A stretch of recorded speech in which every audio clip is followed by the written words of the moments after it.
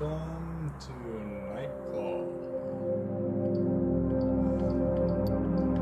a horror game about a murder mystery, a serial killer. It takes place in Paris, and it's a game that I've been wanting to play for a while. And now that I'm free, I can play it. By free, I mean I'm free from my younger sibling.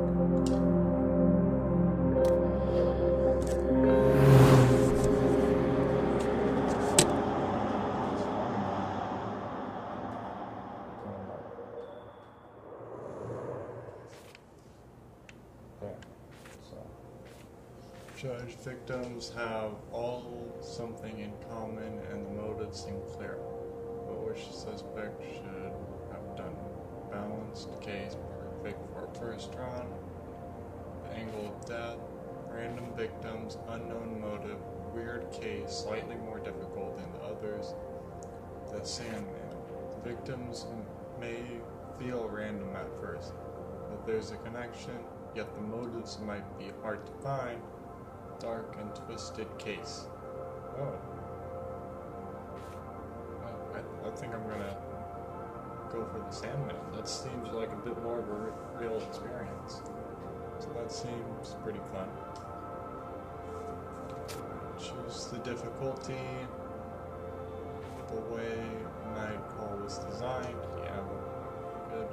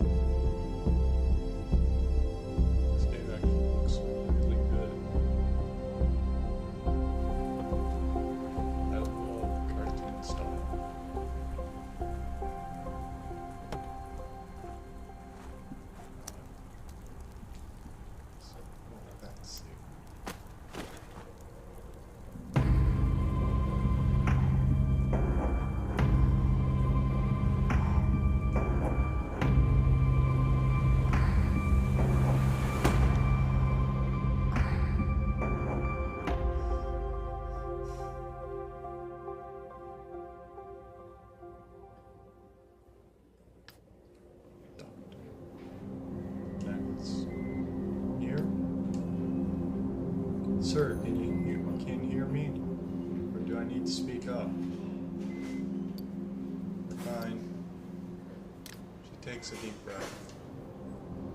Sir, you just been 2 weeks in a coma. The world bounces around your head. You need a moment to understand its meaning. Coma. The world scratches along your throat. Yes. You are the victim of an assault. The word resonates in your head. Victim. You are aware a serial killer is currently on the loose in Paris. You feel the contents of your stomach crawling up your throat. The one the media are calling the Sandman shot you before escaping. You were deprived of oxygen for several minutes, and we chose to put you in induced. Your voice becomes more distant, fades. You taste bile at the back of your mouth. Your head is burning. You hear a whistle in one ear. Your fingers move in your wound. Underneath the bandages, you can feel hard skin. It is incredibly painful. Did they?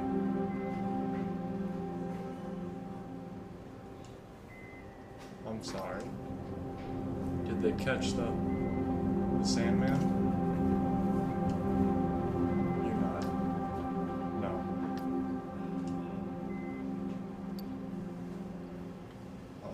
What about my passenger? He was dead before you even got out of your cab. doctor is silent for a second, a very awkward second. She hesitates. The police would like to see you as soon as possible to ask you some questions. You're currently the only one of the Sandman's victim who is still alive. Noise in the hallways attracts your attention. You try to turn your head to no avail. Need to rest. She leaves the room. Her voice resonates in the hallway. I don't care. He's the only witness. Another female voice joins in, a strong authoritarian voice. You can't clearly make up what she's saying. I gotta take this call.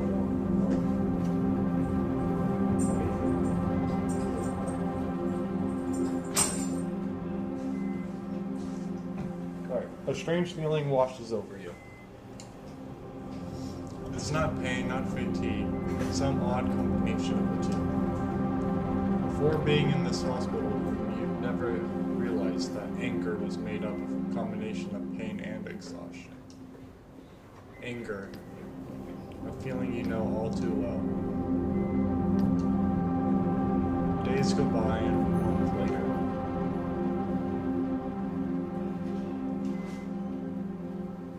Night one. Ooh, fireworks are funnies, man. Just kidding. Well, look, I've got a bit of a problem. A real problem, that is. You have a pounding headache. It's your first night behind the wheel since the attack. Boss, are you listening to me? You catch your boss' eye in the rear view mirror. Sorry. I just want things to get back to normal, to clear my head, to stop thinking about it all. Damn, I have a great beard. Damn, it's the type of beard I want. He's watching you closely, trying to make out what's going on in your head. Boss, you know I'm worried about you, don't you? I keep saying boss, but not supposed to. I know. You're like a son to me, you know? I know. And you know he's about to tell you the story of his taxi fleet again. When my father died and left me in the store, I could have sold it. I could have retired, gone back to the old country. Let him go. But I decided to start a cab fleet with the money he left me. Hire the guys from the neighborhood. And that's why I've got 45 guys like you working for me. His hands flutter in the air, though none of them are any match for you. He smiles, his voice suddenly takes on a serious note. Do you want me to go over everything again? He points to the equipment on the dashboard, the meter, the GPS. You haven't been in a taxi for weeks, maybe you do need a little refresher. Yeah, good idea. I should probably do a tutorial. Right then. Well, first the map. You spot the potential customers and try to guess where they'll be going. Then you decide. When a customer orders a taxi, if there's no one else around you, have to go pick them up.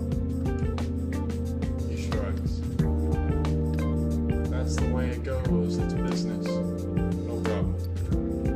With other fares, you look at the map and decide whether or not you want to take them home. And then you drive. He flashes a quick mechanical smile.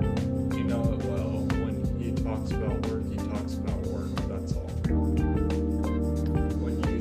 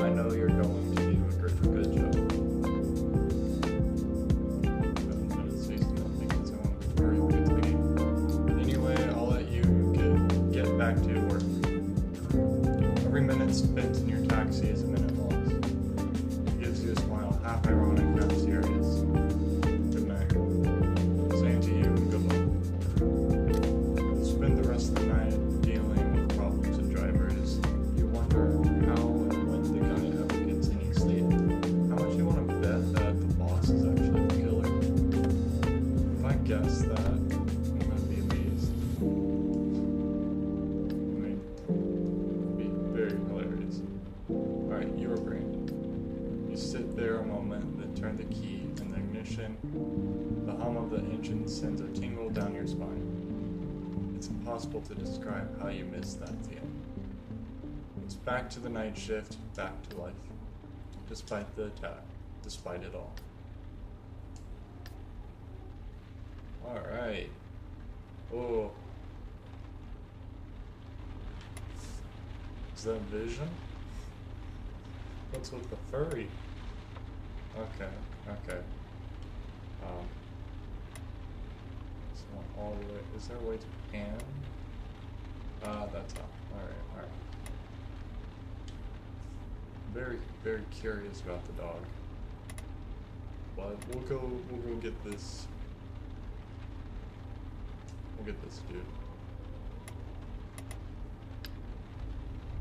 There used to be along the Bang restaurant here. You had lunch there.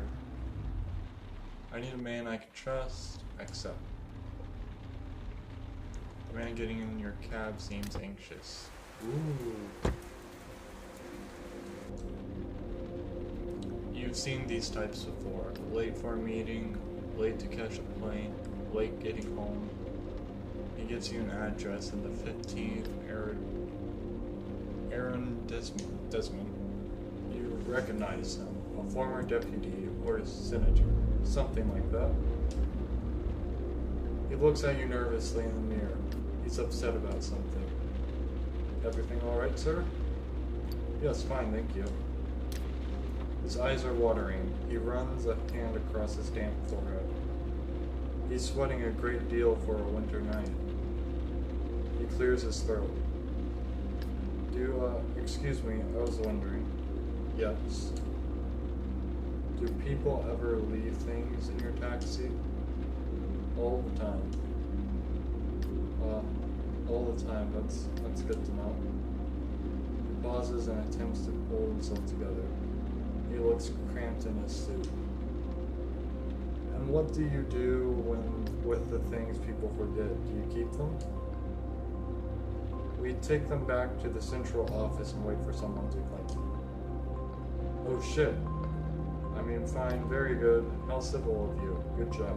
Ooh, but he left his drugs. He pauses again. Do you need anything? Oh yes. No. How shall I say it? I need to lose something if you get me my drift. And I need to lose it in your taxi.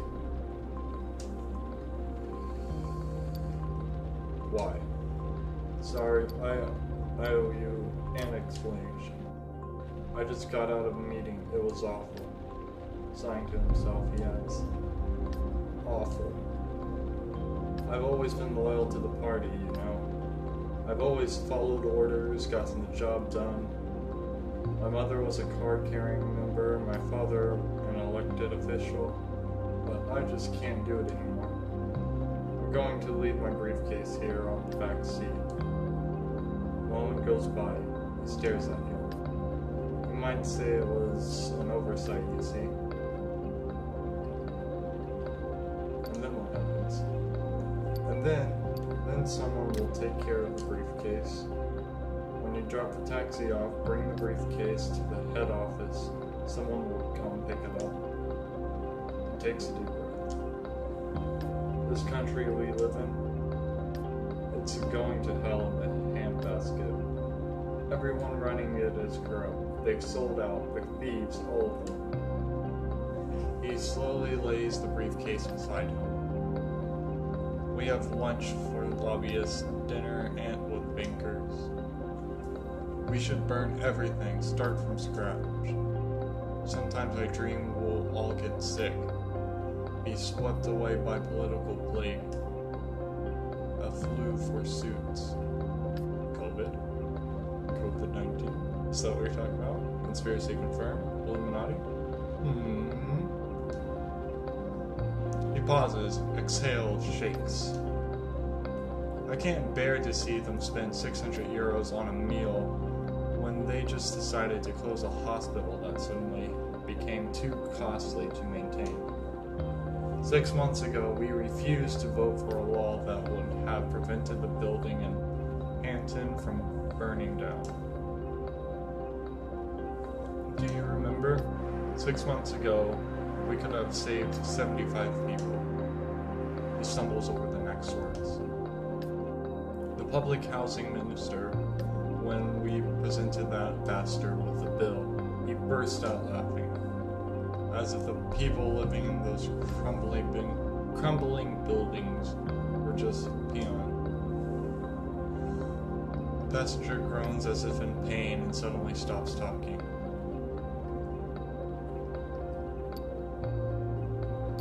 What are you going to do now? I'm going to oh shit, he's gonna fucking die. Then they'll send me to prison.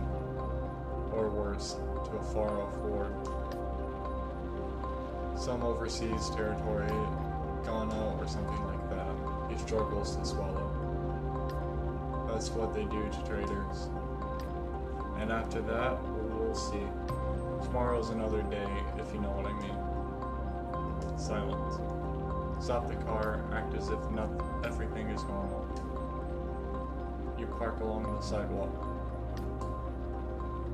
You suddenly notice your client smells terrible, sour, pungent BO, almost unbearable. He pays his fare and slips you an extra bill. Your compensation. He gets out and walks away quickly without turning back. You open the window to air out the cab.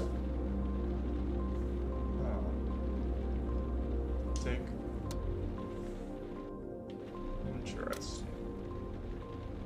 Alright, who looks the most suspicious? I mean, I wanna go with him. Well, he doesn't look suspicious, but he's kind of hot. And that girl's frowning. She seems mean. So we'll go with him.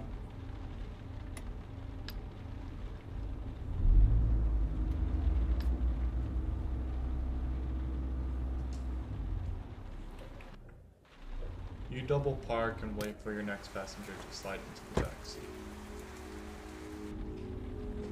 He looks at you like he appreciates you and your taxi. He gives you his address. You start driving.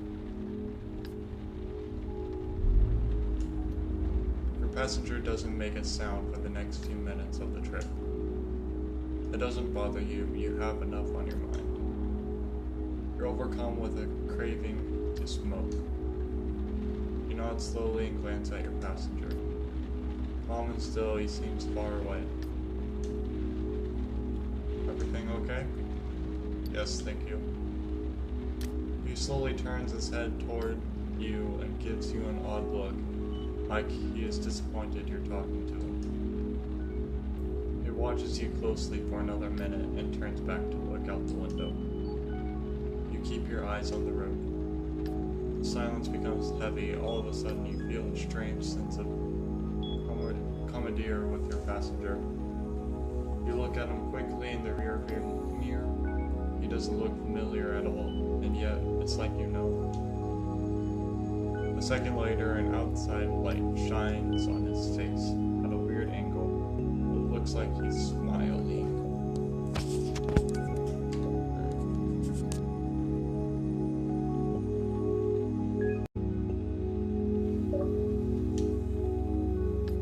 A few seconds later, you drive down his street. The straightness up a bit. Oh, he straightens up a bit. You park in front of the number he gave you. He pays his fare without a word. The door opens slowly and he smiles at you. You can tell it comes from the bottom of his heart despite how tiny it is. You're really a small guy. You weren't expecting that? By the time you collect your thoughts, the passenger is already far away. He disappears into a building. A moment goes by before you turn the key in the ignition. Alright, let's take our profits, and the door suddenly opens and a woman gets into the back seat. Oh, I think I know what happens. Having a good night? For a second you freeze. One of the cops in the Sandman's case. She grins at you, her voice creaks. You remember seeing her at the hospital, something already bothered you about day. No, it's actually pretty crazy. For weeks, I've been saying to myself, there's something off about you. Something not so nice. I dug around, mulled it over, bugged all my fellow cops about it, because I was sure you liked this. I'll let her go. She has a cold sneer on her face. I'm going to be frank with you. She leans over to you. You're not the Sandman, not the right profile. She squints like she's trying to make you out from far away. Like you'd have gone to the extent of hurting yourself. Yeah, between us, it's a bit of a stretch. She stares at you. But not enough of a stretch for my chief to stop going on and on about you. Seriously, he talks about you all the time. If I didn't know better, I'd think he had a crush on you. I'm interested. No, I think he's more interested in your profile. In prison at 17. Oh, shit. An icy chill fills your gut. And for murder, too. What? And nothing comes out. Since you got out, you've kept a low profile, but you're lying about your name and your address. I checked. It's normal, you'd say. If they get word of your time served, no loan for your permit, no lease for your car, meaning no second chance at life. Her voice becomes softer, almost warm. I personally like guys who want a second chance. No, I like guys who fight for a second chance. Basically, I like guys who are willing to work. She leans forward, her shining cat-like eyes narrow. My chief wants to go to the prosecutor with a first and last name with evidence. Actually, knowing him, he's not so hot on evidence. So I'll give you info. Victims, suspects, medical reports, some photos, letter book. She makes a gagging noise. You have to be discreet. Keep it between you and me. Must be funny if this girl was a murderer. Because she's saying that if I don't help her, she'll put me in prison. But what if that's a cover-up?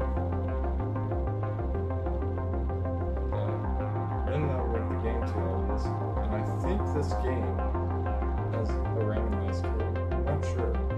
Don't quote me. Interrogate, ask questions, dig around.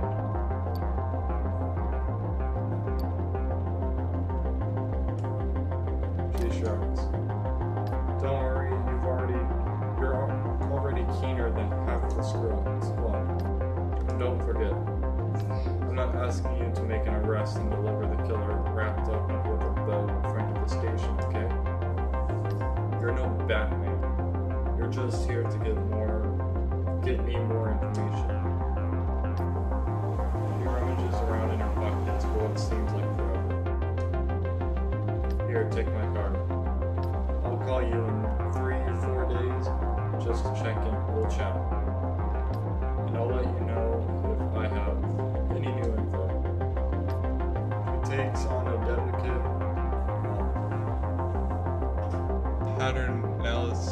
paternalistic tone, like she was giving you a list of recommendations for the 100th time. Don't get caught, don't get arrested. Also, I wouldn't recommend trying to leave Paris. I know what you look like, and I know who your friends are. You can either be the solution or the problem. She takes a minute to scan your face, your emotion. If I have to, I'll go check in on you-know-who. Her smile is biting. That reminds me. She know you've done time?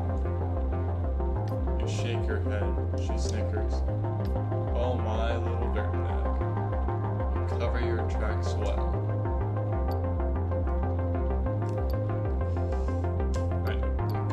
Yeah, if say so. She sighs in a tired, exaggerated way. Don't try to mess with me, man. If things don't go well, I'll turn you in. I'll send your picture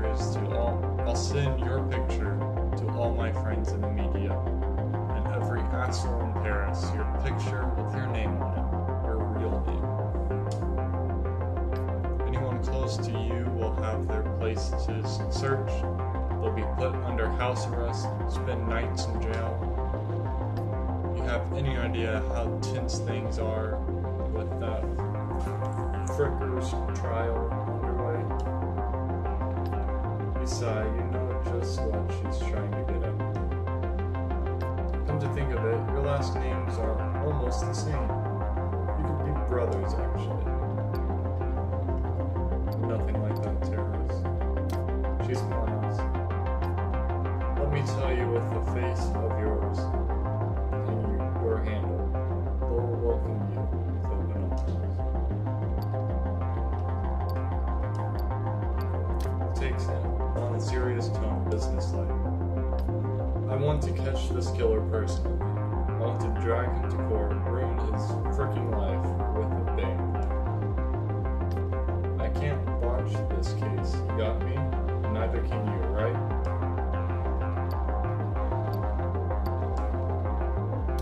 You ripped open your guts. You saw your own insides. You were in a coma. Yeah,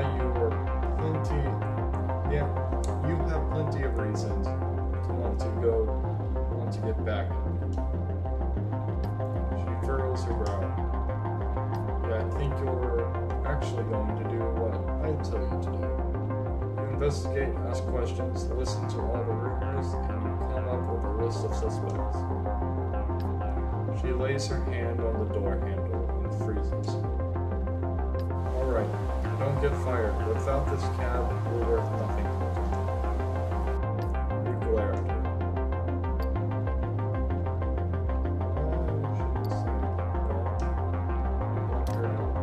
She puts her hand up, and you can hear the words behind it. This conversation never happened. I'll make sure you get more intel tomorrow. I'll find a way until then. Not a word to anyone, obviously not a word. The door opens, squeaks, and slams shut. Freaking bitch. Only did got discovered 2% of the achievement. And because of that, I can't. Alright, well, that'll have to do for today.